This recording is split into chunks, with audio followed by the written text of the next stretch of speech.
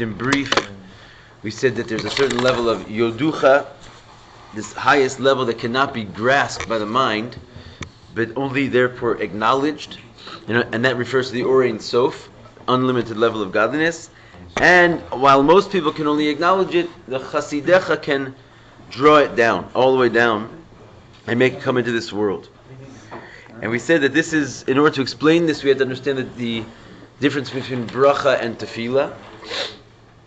Bracha, when you give someone a bracha, it's because you have the power to command the bracha to them. You can demand it, so to speak, as a certainty, which is something that tefillah obviously does not have. But on the other hand, the downside is that what? The downside of the bracha is that you can only bless something which is already sitting in its source. It already is in existence. In other words, the healing for the person or the child or whatever you're giving a blessing for, it's already there for him. You just have to sort of bring it down the pipeline. So the bracha, one who has the power to give a bracha can just make it come down. Then there's tefillah. The tefillah, it goes much higher than a bracha. Why? Because you can change the situation of the world. You can make something that was not previously there, that was not in Hashem's mind. And with a bracha you say, Yehi Ratzon, may it be your will, which means you give Hashem a new will. But the negative thing is that you can't be certain that your prayer is going to be answered, right? So with the Chossid Diff, with this level of tzaddik called Chassid, he has both qualities. He's able to reach up to the place of tefillah and he can change the will of Hashem, but he also has the certainty that when he gives a bracha, it's going to come down. So he has this immense power where he can undo, as it were, the will of Hashem. If Hashem says it's going to be this way and he says it's going to be that way, it's going to be his way. And we said that the ultimate example of this was the Rabbi Shimon Bar Yochai, the Rashbi, who basically made it rain by just saying words of Torah. Even though there was a decree that it should be a drought, he said like Kabbalah and basically it rained. So he just was able to sort of make a new will for Hashem automatically by saying words of Torah. Then we said that there's 3 levels of tzaddik. They have different names: tzaddik, yashar, and chassid. Right? We talked about this yesterday, and we left off with a sort of a question. The 3 levels of chesed. The 3 levels of a tzaddik, 3 different levels of a perfect person. Do they correspond to 3 levels of chesed? Oh, I see. I thought you said chesed. Yeah, we did say that. But there's basically tzaddik, yashar, and chassid. They're all sort of supernatural types of people, level of tzaddik. And we find by a regular tzaddik, so to speak, that it says a regular tzaddik is moshel b'yiras elokim. He rules with the fear of God. And what does it mean he rules with the fear of God? That he's able to rule over Hashem, it says in the Midrash, in order to nullify Hashem's will. In other words, he's like a ruler. He can undo Hashem's will. So seemingly, that's just a regular tzaddik that can do that. And nonetheless, when we say Chasidecha Yivarachucha, that someone who's able to go up to this place of the unknown, of the Or Ein Sof, and draw it down at his will, that's specifically called a chassid, not a tzaddik, something higher than a tzaddik. Because it says, Chasidecha Yivarachucha. The only level of tzaddik can give a bracha on such a high level. So now we have a question. Seemingly a tzaddik does the same thing. Because it says he rules with the fear of God. He can nullify Hashem's decrees, which means he can basically make a new will. And yet only chassid, only the level of a tzaddik called a chassid, applies to this verse which says Chasidecha Yivrachucha, which implies that he reaches up to this place of the Or Ein Sof, and that whole process that we explained before, only a chassid can do it. So we have to understand the difference between a tzaddik and a chassid. Obviously they're not the same, and there's certain things a tzaddik cannot do. Okay, so that's where we left off yesterday, I believe. I have a question. Yeah. If a tzaddik can change or override, or however you want to say it, Hashem's will, why would he do it? Why would he do it? Yeah, I mean, what a chutzpah, what a arrogance to change the way the Eibishter made it. No, because what I'm saying is that, we said yesterday, is that there's different levels of divinity. and the level of divinity which is beyond the worlds, it's still there. In other words, when Hashem made the world, the aspect of Him which is beyond the worlds, it didn't go away. It's just like something came out of Him, which was now a worldly dimension of God, of divinity. But the supernatural, like the beyond worldly level of divinity, it stayed there, and it also even didn't change. In other words, it wasn't affected by the creation of the world. And that is what we're saying by all these tzaddikim who are able to sort of channel these higher levels, that the higher you go, the more you're able to refine the world, because if you get to a place of godliness before the world exists, right? So then you're able to nullify the existence of the negative existence of the world. In other words, we were saying, if you recall, I'm going to get to your question, it's a little bit of a deep question, but Moshe Rabbeinu versus Shlomo, right? Moshe had to go into the land of the enemy, we said, right? And therefore he was restricted in his ability to refine the world. Why? Because he recognized the world. He had to go into the land of the enemy. He realized there was an enemy, which means he was dealing with a certain level of divinity where the worlds, which is so to speak the enemy, because the word world in Hebrew comes from the word helam, concealment. It appears as though there's something other than God. So he was dealing with a level of divinity where, even though it was godly, he recognized the existence of the world, which means the opponent, that which covers over God, in his own mind, he wasn't able to go past that, and therefore he was not able to ultimately undo the enemy and make it go away. Therefore, it says by him, "Vayafutzu," what is it? Kuma Hashem vayafutzu oivecha vayanusu misanecha. Right? That he was able to make the enemy scatter and disband, but he wasn't able to make them disappear. Like Shlomo, where it says there was peace in his days. There was no more enemy. Why? Because Shlomo reached higher to a place where he went beyond the worlds. So he brought a light which is beyond the worlds. He wasn't restricted in his ability to refine the worlds, being that if you are recognizing the existence of your enemy, you can't undo him at the same time. Because your perception is actually allows place for him. You follow that? Just let me finish you get that point? Yeah, I think so. So here's the idea then. Why would they have the chutzpah to, so to speak, undo Hashem's decrees? Because obviously Hashem has different levels of decree, depending on the level of divinity. Reaching up a higher place and taking a higher decree. Exactly. That's even better. That's even better, exactly. It's like a more... Okay. Right, so he goes beyond the worlds, basically. Beyond these levels of worlds where Hashem has like an opponent. So he's not... I mean, in that interpretation, he's not really overriding or getting rid of Hashem's decree. He's just really picking out a better, higher one for the situation. I mean, it's still it's up in this higher realm. It's still Hashem's. But it didn't exist yet. Hashem didn't think of that until he went up there and made him think of it. Because when Hashem thought of, to begin with, was a certain way the world should be now. Okay. Right, and that was fine. But now, the difference I was going to say in the beginning is that, and we talked about yesterday, is that there's levels of God which are up there. They're insensitive basically to what's going on to the world because they're beyond the creation. So when he sends down his little tzaddik over here, it's like a piece of divinity on the same level or some higher level, but it is sensitive to the world because it comes down and like becomes fleshy. And it becomes like able to somewhat experience the other people's level and their pain and what they're going through, whereas the level which is completely beyond the world, it's basically indifferent. Like good and bad are insignificant because it's so high. He's sending this tzaddik as an agent to change his will. Anyways. Yeah, he's trying to change his will, basically. That's what I'm saying. It's not some guy who's able to change Hashem's will. Right, it's really a certain level of Hashem who sends down here, and when he comes down here, he's able to tap into a deeper and more real will because it takes into account the actual creation that he made. Was that what was going on when Hashem decreed to destroy the Jews and Moshe? Yeah. Basically, he went to that higher place.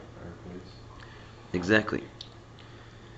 Okay, it's deep stuff. Yeah, sure. So let's move on. Let's go into today's class. Does anyone need a copy? We're good. Oh, you do that?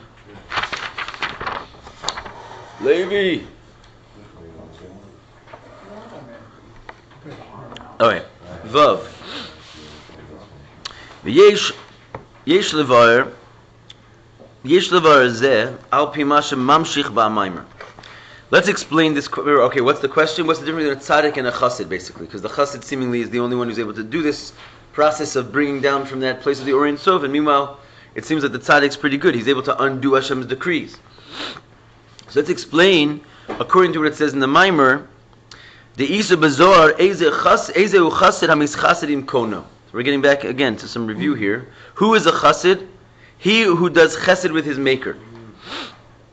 Hainu de inyanu shel chassid hu shavodaso hi lo bishvil atzmo. What's the idea of that? He is someone who does chesed with his maker. That the idea of a chassid is not that he's doing his service for himself. What do you mean? Bichdei sheyeh devuk belukus. He's not serving God so that he can be clinging to God. In other words, certainly he's not for himself, like he has self-interests, that he's a perfect person.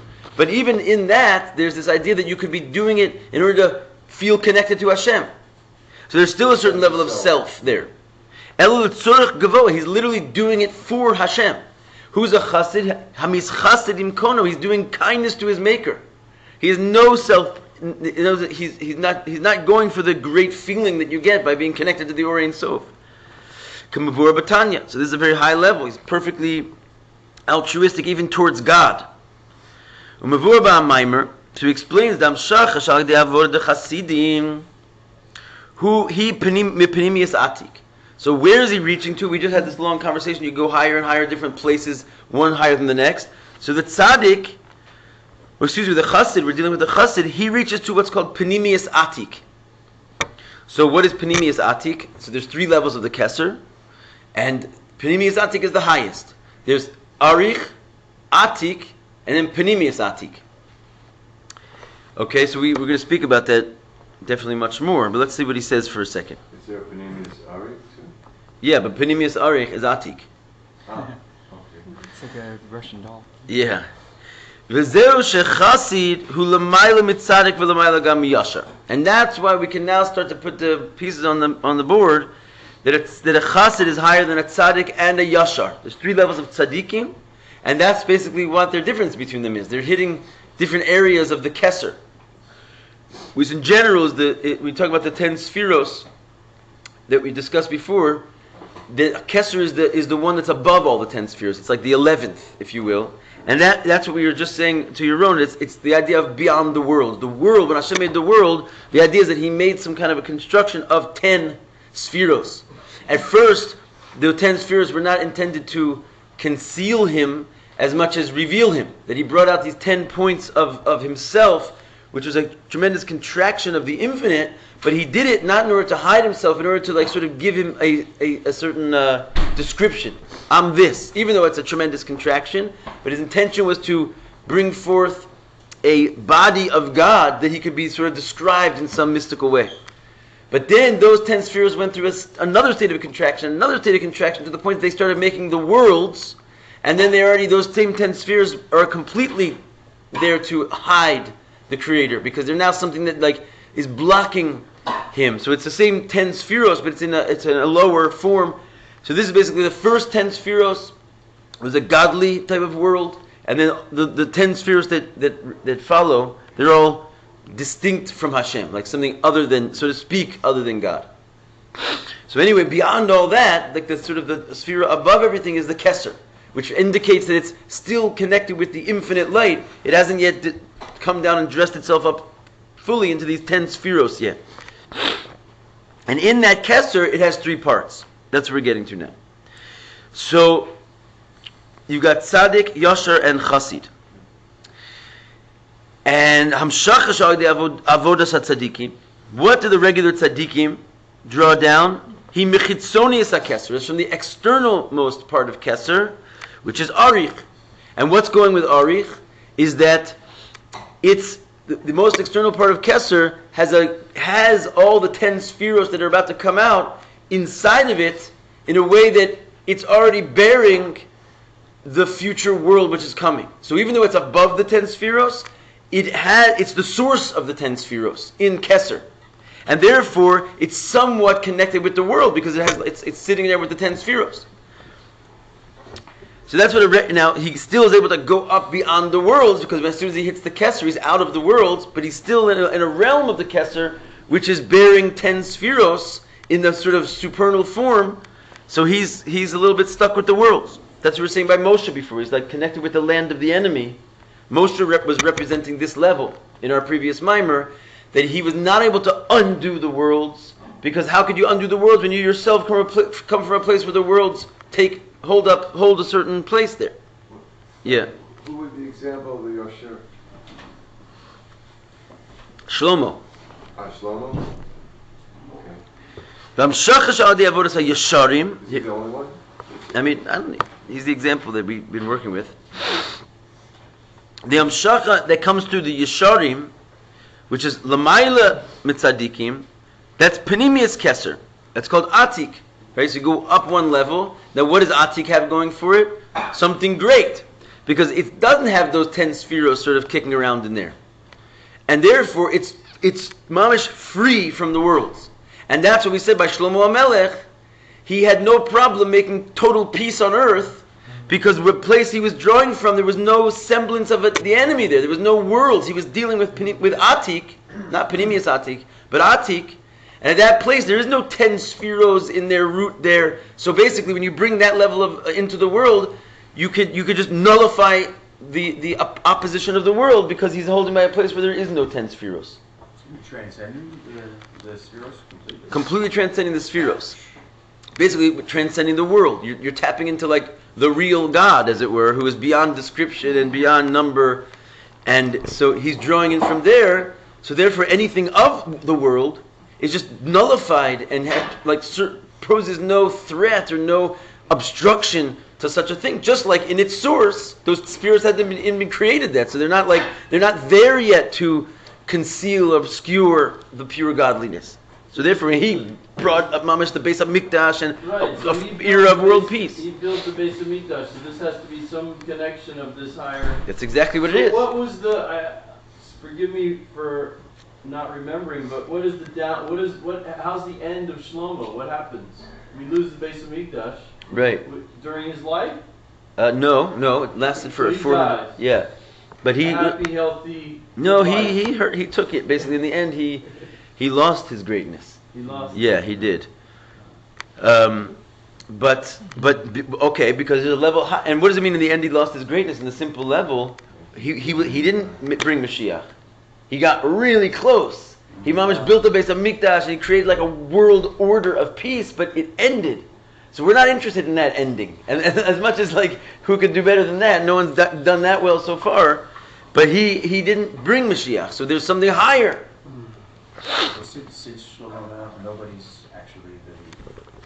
No one's put the base of Mikdash back on the ground. But it doesn't necessarily mean that no one's higher. It's just basically, he also, he was dealing with a world which was less, in a certain sense, which hadn't yet seen the destruction of the base of Mikdash. So that, once that sort of level of darkness came in, HaShem hadn't necessarily brought such a level of darkness to the world by the time he got to it. I don't know, it's an interesting conversation in its own right. Mashiach's the level of Chossid? Yeah. But it's interesting. No, I mean, what you're saying is interesting, because it looks like, we're talking about the Rashbi as an example of the Chassid. I guess this is what you can say. What's the story is that the Rashbi did get to this level. And in the truth of the matter is, it says that by the Rashbi himself, this is sort of a known fact, there was no destruction. He lived after the destruction of the base of Mikdash, but where he was, in his mind, in his place that he was, he still was living before the destruction of the base of Mikdash. He was holding the world at a level which is before the destruction of the base, and clearly even higher than when the base of Mikdash was standing.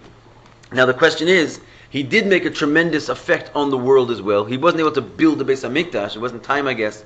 But he definitely made a huge effect on the world, to the point that it says in his generation, there wasn't a rainbow. Never appeared. It was one of the only generations. And that's because a rainbow represents a sign that HaShem is angry. Because after, it was a sign of anger. So in his generation, there was not even a rainbow. So in other words, what does it mean? It's because he brought his whole generation to a state of like perfection. And it says in his days, like, Torah was unbelievably widespread. Like, it was a hard time for the Jews. It was the Roman conquest. But at the same time, like, the level of Judaism was really on the highest of highest levels. Why didn't he bring Mashiach? Because what was his secret that he tapped into was he was the first sort of open Kabbalist.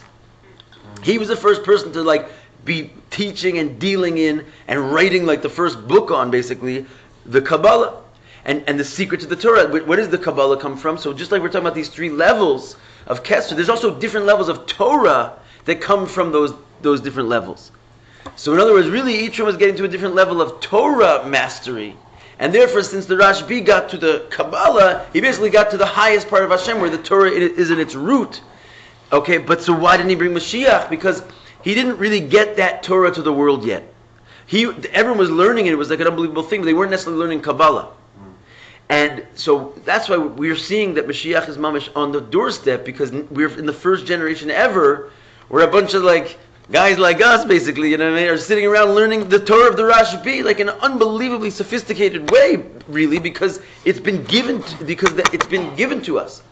And these words and this way of explaining God, even to the Rashbi for sure, but to the people of his generation, they would have no idea of kind of what we're talking about in a certain sense. Strange, because they were so much higher people than we were. So that's why we're talking about, he didn't bring Mashiach yet, because even though there were people who had this level, they weren't allowed yet to reveal it. So they sort of just kept it to themselves until such time when Chassidus would be given to the world. It's deep. Okay, so we're mamish on the brink of it, really. So, anyway, going on. Then you have the Hamshacha Sha'ad Avodas HaYisharim, we said. That's Panimias HaKesser, that's Atik. That's like the level of Shlomo. He reached to this level, which is completely beyond the Spheros, the second level of the Kesser. And Hamshacha Sha'ad Avodas the Chassidim, then the highest level of Chassidim, which is Shalamayla Yisharim, they're higher than the Yashar. He Panimias Atik. That's already not from Atik, but Panimias Atik. Who are these Yisharim people? Like we said, like Shlomo. Oh. He hit that level. Okay. Which is like Atik. okay. That's the. So all the Chabad Hasidim were higher than Shlomo. Yeah. Basically. Definitely. And Moshe. Yeah. It's pretty wild, huh? It's deep. I know. People don't like it when you say that. What did you say? The Rebbe? It's on recording. What did you say yesterday, Rebbe? I saw in a mimer the Rabbi said that, it says in Tanya that all the tzaddikim of the Avos, they come from Atzilus, and Neshama of Atzilus is considered like the highest thing, basically. No one really talks about anything beyond a Neshama of Atzilus. Which means that first set of 10 spheros, which is like pure godliness, sometimes souls come directly from there into a body, and they're just like these divine entities, like the Avos and Moshe Rabbeinu. So I saw in a mimer from Basi Lagani, from Yud Shvat, the Rebbe said that there's neshamas of the Rebbeim, of the like the 7 Rebbeim of Chabad. They come not only from Atzilus, they come not only from above Atzilus and all these levels of Kesser, they come from before the Tzimtzum. Because really what we're saying is this Panimius Atik, it's a third crown, okay? But where that third crown, you see the crown already is sort of above the world. So the third crown is actually, we said in the previous class, what are the 3 crowns? The first crown, the highest one, is like the essence of HaShem resides there. The second one is that the Or Ein Sof resides there. And the third one is that the Or Ein Sof, as it's sort of coupled with the Spheros, lies there, right? So what is the third crown? It's already beyond light. It's beyond the Or Ein Sof. It's mamash the essence of HaShem. And I saw Beferish, the Rebbe said in the end of a mimer, he was like kind of threw that in there. He's like, and the neshamas of the Rabboseinu Nesiyenu, which is like the code word for the Chabad Rebbes, it comes from before the Tzimtzum. It's a serious statement. Isn't like Asa also from this? No, Esav is from Tohu, we say, right? Which is definitely like a level of Kesser, but not from before the Tzimtzum. That's like a heavy-duty statement. Totally. Okay. The Agdei Avoda Shalahem.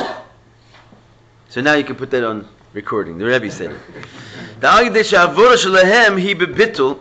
Now, getting that said, this level of Chassid, which we said they do purely for the sake of HaShem, they have no personal interest of even being in Devekas to HaShem. That's like a perfect tzaddik anyways, isn't it? Yeah. Well, no, we're saying a perfect tzaddik on a lower level, he could have some interest in being excited about, like, filling his thirst for godliness. Yeah. You know, we have excitement about filling our thirst for coffee.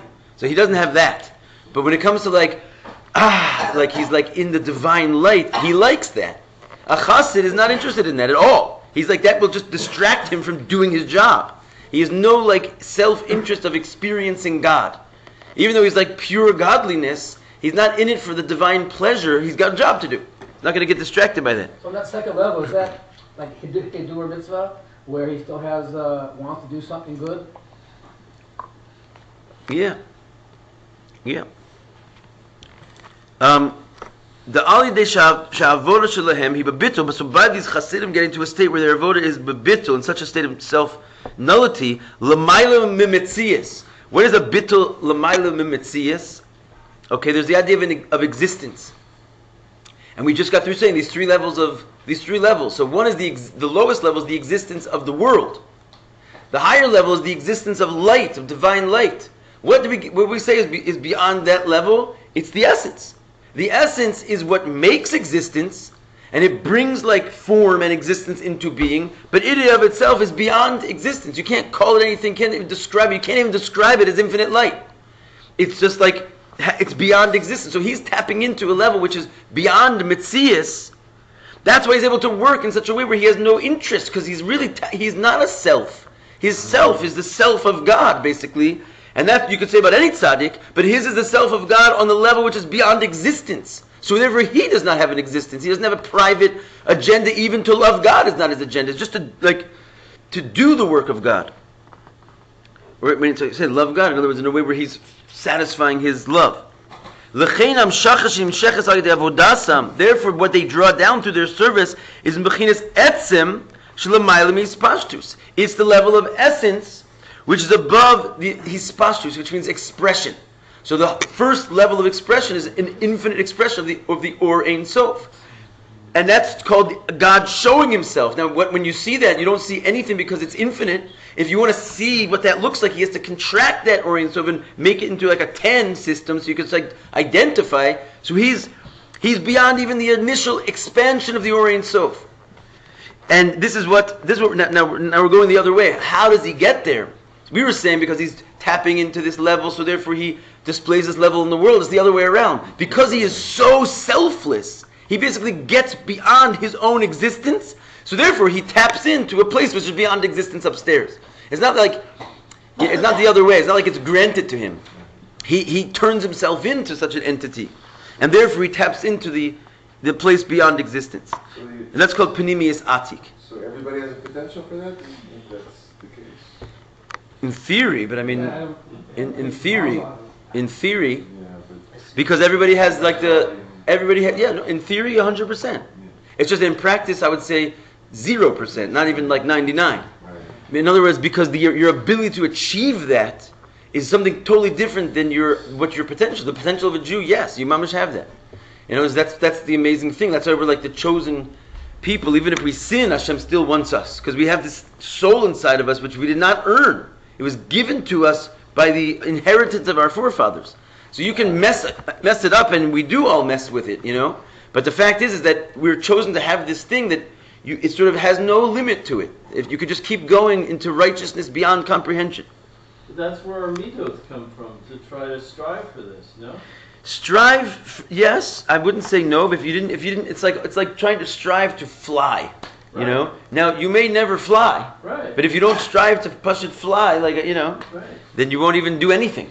That's the point. So in other words, you have to. But if you think you're going to fly, and you're like, then you can distort your process. Like in other words, in a certain sense, you shouldn't fool yourself into thinking that you're going to all of a sudden walk into you hurt yourself. You know, you want to be like flying. Maybe is a little bit out of control here, but you want to be able to run like a 3-minute mile. You know what I'm saying? You're a runner, so you're going to run. You're going to go jump on the track and say, "I can do this." And you're going to try and run a 3-minute mile. Like from the outgo, you're going to hurt yourself. You know, you got to realize your limitations, but realize that inside there's a lot. Right. Well, I mean, none of us are going to be tzaddikim either, but we are meant to strive to become as high as we can be. Yeah, absolutely. Then there is always the chance that HaShem plops a neshama into our body for the last 15 minutes of our life. Yeah, you're right, 100%. You have to strive to be a tzaddik. That's what it says. Mashbi mosoti tzaddik vel tirash. The Tanya begins. You have to make an oath before you come to this world. You swear, in fact, you're going to be a tzaddik. So you got to try to read it, to live up to that. So v'zeu sha'amar Razal. So going on, this is what the sages said. Shetzadaka hi la'aniyim ugmulus chasadim hi bein la'aniyim bein ashirim. Again, we're reviewing. But we said, what is tzedakah al pi halacha? Tzedakah is only when you give to the poor. If you give your tzedakah to the rich, you didn't give any tzedakah money. You have to you still have chayav to give your tzedakah because it's not called tzedakah unless it goes to the poor. Whereas there's something else you can do, gmulus chasadim. You can give chesed, and that's relevant to rich or poor. In other words, the idea of chesed can be given even to the rich. Yeah, this that you can give also to the rich. Chesed you can give to tzedakah, no, but chesed you can give to the rich. Move on shechesed l'mayla gam ma'ashirus. So what do we hear from here? That chesed is even higher than wealth. So you have three things. You have the poor, and the poor's needs can be met with something called tzedakah. Once their needs are met with tzedakah, you can't give them tzedakah anymore, and if you give them one more penny, you're making them rich. Because the idea of getting tzedakah to the full brim is that you are no longer poor. So therefore, if you receive more on top of that, you go into the realm of rich. Then you can go rich. Rich has its own sort of spectrum, and you can become the ultimate state of rich. No more money can make you richer, in other words, you're just filthy rich. But then, a person comes over there, and you can give to the rich still. Someone who's lacking nothing and is rich, chesed still applies to him. Because it says you can give chesed bein la'aniyim bein la'ashirim, which is a level higher than wealth, which wealth can still receive something. Now it's clearly not more money, as we said before, because then if you could still receive more money and get wealthier, your wealth was not complete. So you're talking about the perfect level of wealth can still nonetheless receive another higher dimension of something, and that's what chesed is able to do. It's able to give even to the rich. So chesed is even higher than ashirus. So we could say then, tzaddik is the union of tzedakah, yashar is the union of wealth, and chassid is the union of higher than wealth. It can even give to the wealth. You say you can give to Hashem? Hashem's the ultimate wealthiest being? Well, do chesed with your maker? Yeah, chesed with your maker means you're giving something. You're basically in the level of chesed. You're giving something. It's a funny expression, filthy wealth. Yeah. Filthy rich. I don't know. So So much money it stinks. So let's spell it out here. Umivayer, he explains, we're turning the page. The gimel inyanim eile, that these three things called tzedakah, ashirus, and chesed, tzedakah, wealth, and chesed, hem gimel madregos b'amshachos de l'mayla shenimshachim b'malchus. So we explained in the last mimer that these three levels, tzedakah, ashirus, and chesed, are three levels. The three levels of Kesser, basically, above, that can be drawn down into Malchus. What's Malchus? So we say Kesser is the highest sphere above the worlds. Malchus is the lowest of the 10 spheres. And it's there for the mouthpiece which feeds the worlds. We call it actually Malchus Peh. Torah Shabal Peh. Malchus is called Hashem's mouth. So we said those first 10 spheres that Hashem dresses himself up in, they're not other than him. They're him in a form of a body. Right? So the lowest of them is his mouth. Why his mouth? Because that's his vehicle to go outside of his body and to create a world. You follow that? So now we're talking about what can be put into his mouth. There's three different levels that can be drawn down into Malchus, which means he can sort of produce something outside of him from any one of these three levels.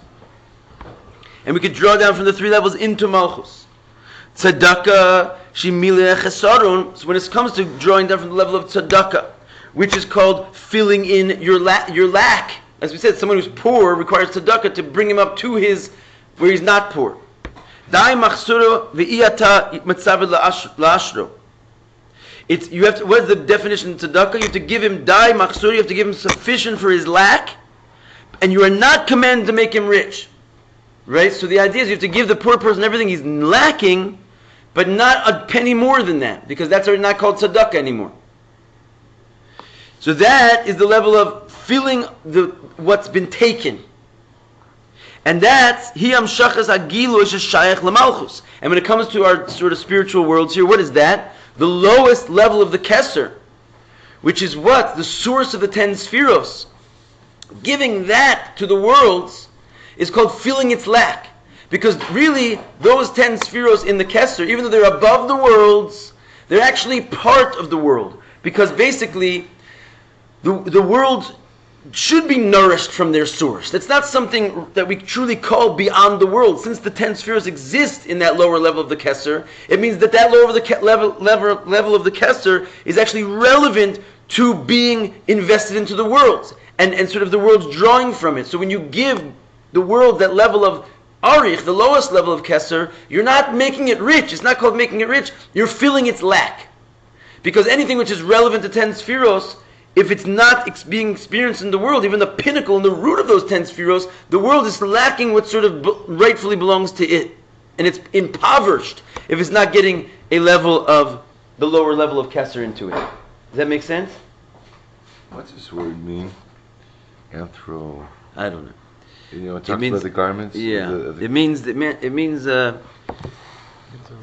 like giving HaShem sort of human characteristics. okay. So you follow that idea? Yeah? The lowest level of Kesser, which is the source of the 10 spheros, even though it's above the worlds, it's really like the rightful possession of the worlds. Because because the source of the 10 spheros is still something that the 10 spheros need in order to be whole. They need their source. And even their source is, so to speak, beyond the regular worlds. So that means that the regular, healthy state of the world is to have something in it which is beyond nature a little bit. In other words, being beyond nature is not really outer worldly. That's part of the worldly reality, is that it's supposed to have the source of the 10 spheres in it, to the point that it's a wondrous world. It's a world like the Garden of Eden, right? Where it's like everything works perfectly and the lion and the lamb are all friends and everything. So that's not something beyond creation. That is the totality of creation. Are we saying something beyond creation is given to creation, but just what it needs, nothing more? Like that's the tzedakah? Like something beyond? Yeah, giving what it... Remember we talked about it last time. The Rabbi gave a little bit easier way of looking at it. When HaShem created the world, He took away certain elements of higher light from it. And we said, Ata asisa es hashamayim, you made the heavens, and the word Ata is written without a hey. Oh, for the tzaddikim? Right? No, Ata asisa es hashamayim, you made the heavens, but the word Ata, which is usually Aleph Taf Hey, is written Aleph Taf. But it's pronounced Ata, but it's spelled At. So where's that Hey? So the Arizal says 5 levels of divinity, 5 partsufim, were removed from the world in order for Hashem to bring it down and make it. Because if He would have left those levels of divinity inside of it, it would never have taken on its material form. So He had to remove them. But when they get them back, those 5 partsufim, it's not like you're giving it some chesed. You're giving it was lacking, those levels. You took them away from me. They were worldly levels to begin with. You took them away from me. Now when you distribute them back, it's not called making me rich. It's called making me not poor, because they were originally already connected with the world. You follow that? Yeah. So that's that's the lower level of Kesser. That's called giving tzedakah. And the 5 partsufim were, not to confuse people, but they were Za, or no, Za. No, it was actually Malchus already, because Malchus, it was Malchus, Za, Abba, Ima, and Kesser, and that Kesser is the 5th level, which was taken away from the world. So, but when you give it back, it's still just filling the lack. It's the level which is beyond the world. It's the level of Kesser. But it's the lower level of Kesser. You're returning a lost object? You're returning a lost object, basically. And that lost object is Kesser, which means the world's possession is that lower level of Kesser. Mm-hmm. So if we're giving it back, is only tzedakah. You follow that? Yeah. Okay. We're all poor. So, okay. So that... Yeah. Where are we? Okay, the 3rd line down, the end of the line. In this revelation of giving light which is relevant to Malchus. Nichlal gam b'chinas chitzonias hakeser. Arich. So when you give back the light which will fill in Malchus's lack, it includes, as we just said, the level of keser, the lowest level of keser, arich. That's called giving tzedakah, it's called filling the lack. The kevan she'arich hu shoresh hu makar hanetzali. Since arich, the lower level of keser, is the source and root of the emanated beings, of the 10 spheros, elish hu makif aleim, sovi, but what? It's surrounding them a little bit, because it doesn't invest inside of them, it's the 10 spheres as it is in the keser, but nonetheless, it's their source. So hu bichlala or ashayich la'olmos. Therefore, it's still called light, which is relevant to the worlds. It's like for example, a person's clothing, if you will, right? That basically, even though you can go without your clothing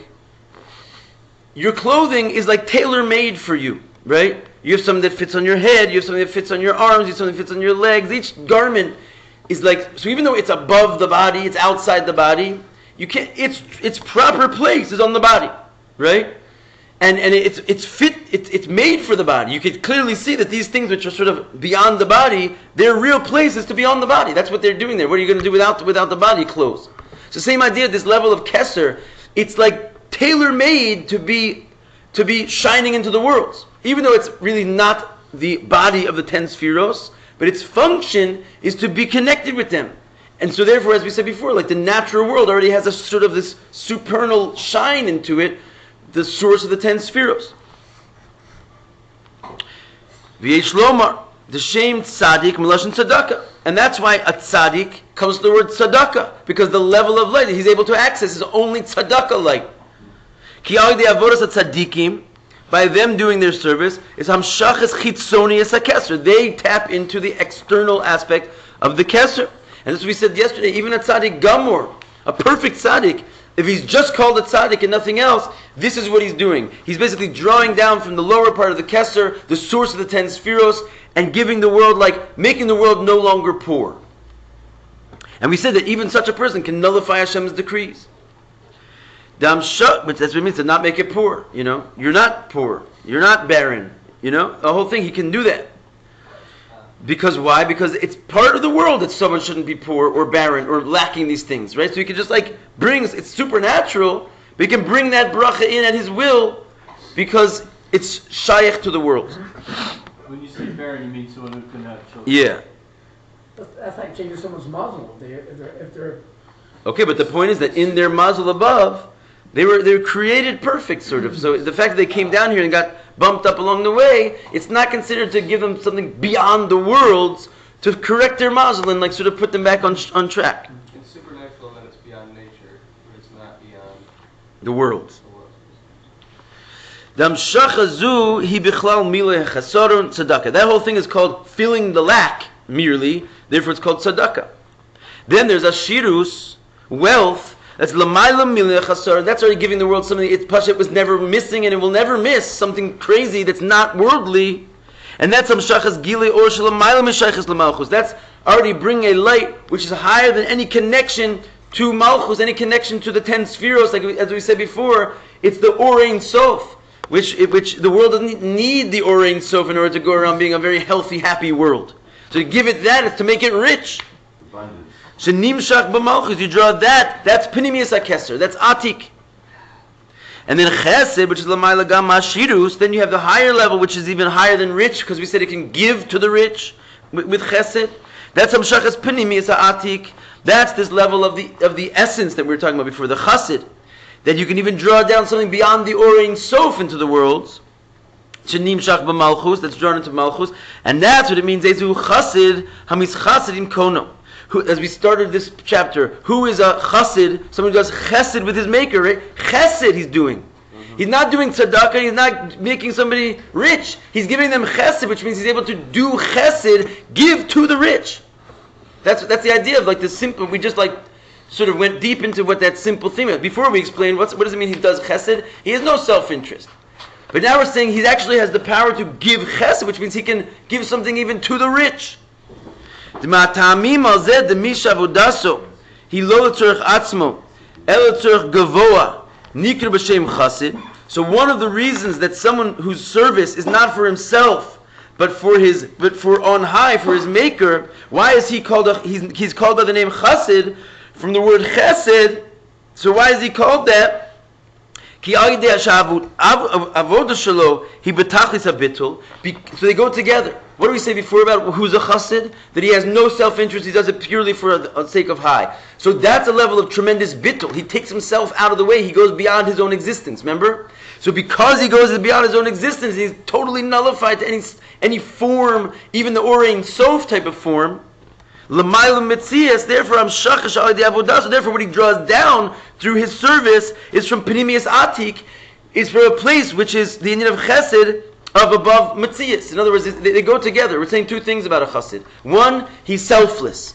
Two, he's able to give even to the rich, which means he's able to go to a level which is higher than the Orein Sof and distribute that into the world. So they go together. Because he's so selfless, he goes to a place where he's able to access the essence which is above the Orein Sof and deliver that into the world as well.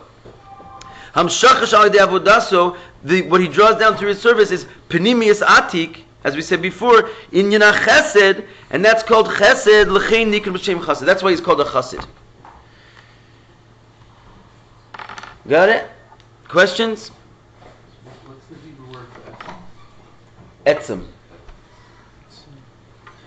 Yeah. Here we're calling it so for L'mayla Mimetzias, above existence. And Rashbi is the only one that we consider a chassid. Well, he's the example that was given in the Maimers that we're dealing with, but certainly the those who were like the masters of the Panimius of Torah, basically. They had the secret to the Torah. Okay. Bit of a mouthful there, but going for it. Awesome. It's a review from the last Maimer. Okay. Alrighty. Now what? No, sorry, I was saying you can. What's that? I'm sorry, Oh. I'll take the I'll keep it. Okay. No, I'm sorry, I can't make it to the window. Where are you going? I got to the nursing home there.